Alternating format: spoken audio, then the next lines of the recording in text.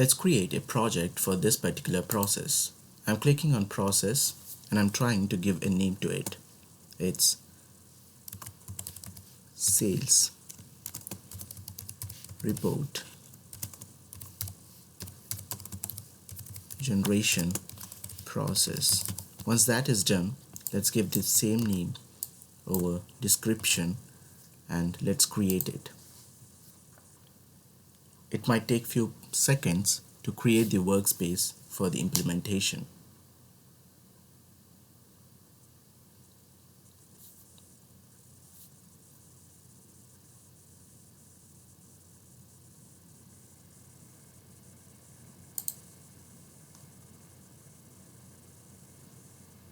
Okay, so we have the workspace ready.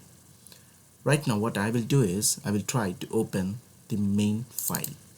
I will just double click on that and here it is. Once that is done, let's take a workflow, a flowchart for the implementation. We have seen few examples where we have used sequence, but right now we will try to use the project file. Okay,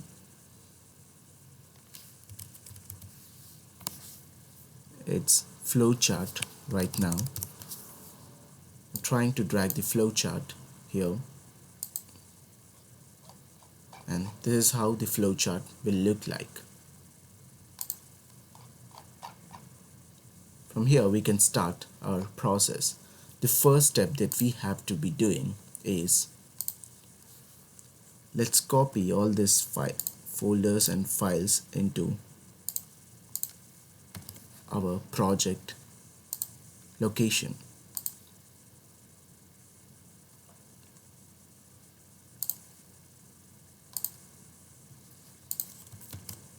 I've copied everything. I'm trying to remove the old junk that we have. Okay, so this is the input file that we have to read as a first step in our process. Okay, for that, and if I can see, the extension of this particular file is CSV. So my first step should be to read this particular CSV file. For that, what I can do is I can go to the activities section and I can take CSV. Here is an activity to read the CSV file. The things that it is expecting is file path, the file path of that particular CSV. So I can click on this and I can go over here and indicate this particular input file. It's done. It is asking me where should I save the output to, or the data table. Let me click over here and press Ctrl K, and the output data table name will be DT. Okay, and I'm clicking enter. There is a checkbox here which says if we have any headers in the Excel. Yeah, we do have the headers in the Excel. If you can just check over here, right, there are headers to it. So I'm clicking on that and then going back to it. So I have provided the file name and then I have provided that it has the headers. Okay, and then I'm saying that the output should be saved in DT. Ignore the rest of the things because as we go we will be exploring those properties if needed. So we have read the CSV. Let's see if it is reading them correctly. For that we can use